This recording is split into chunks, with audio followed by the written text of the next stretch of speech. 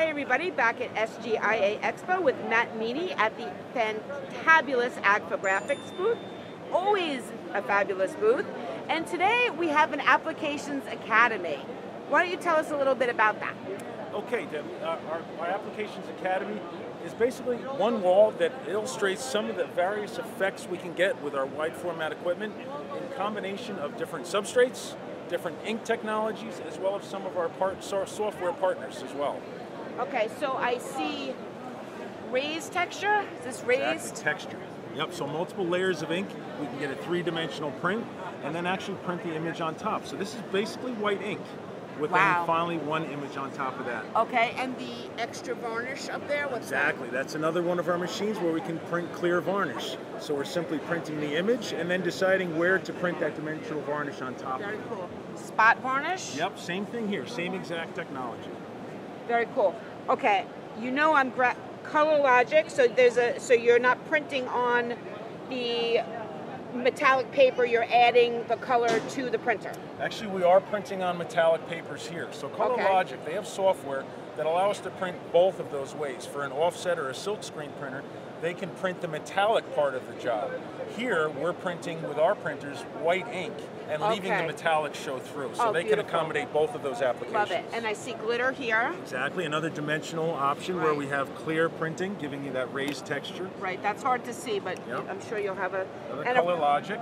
This is, I can't, you know, it's so unfortunate that there's not like feel-o-vision yet in video because this is raised quite significantly off of the substrate. Substrate, yes. So how is that done? The same thing, multiple layers of ink, just printing the same image over and over and stacking it on top of itself. How high can you go? How high would you like to go? Really? Most of our machines can print up to 1.75 inches thick. Oh my God. So you're probably not going to have that much ink, right. But there's no reason you couldn't just keep raising and raising. Like this image right here, this is several layers. We've got textured on the background, then the silhouette of this person is the next layer, and then another layer on top of that. So we can continue. We just basically raise the print heads as the subject gets thicker and thicker. Okay, so obviously Spidey. My lenticular. Yeah, you got to step back right about 6 feet is the ultimate viewing distance for him. I'm not sure how well that comes out on video. It doesn't matter. He's three-dimensional. It's coming out on video. Yeah, he really is. His head looks round.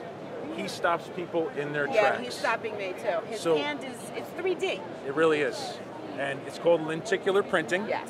Once again, one of our software partners, they're called Humanize. We work with them. They can generate files that we basically print. Your hand like there is like completely freaky. Woo, because it's like in Spider-Man. It really is. It's amazing. This stops people in their tracks. Yeah, it does. So you're not, this is a lenticular substrate you're running through your press. You're not making the lenses. That's correct. So we're printing on the lens.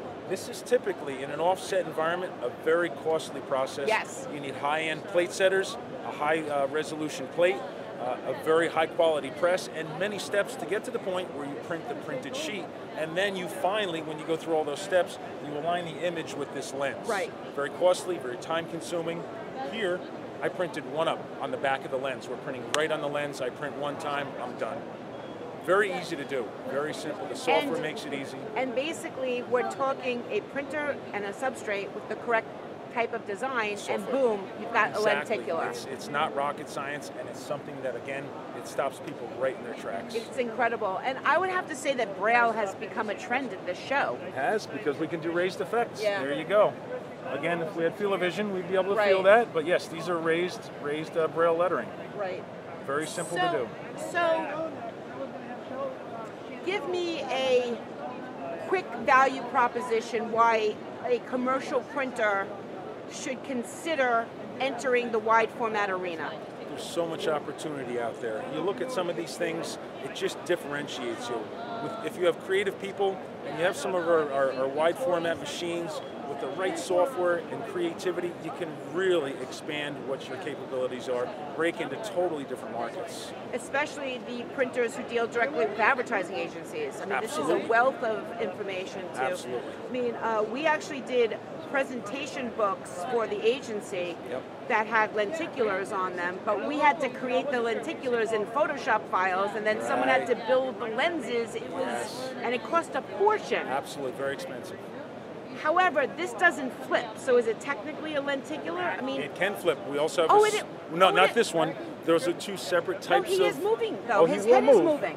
But we have other samples where it might be Superman, Batman. Oh, so that's called a flip image. And you can do that just printing. Oh yeah, we do motion. There's all different types of effects you can get with lenticular. Okay, you just freak me out now. How can people get in touch so they can get samples like me, because I need to have one of those? Contact anyone in AGFA. AGFA.com? AGFAgraphics.com. Perfect. Yep. Thank you so much for your time. I really appreciate it. You've been fantastic. Thank you.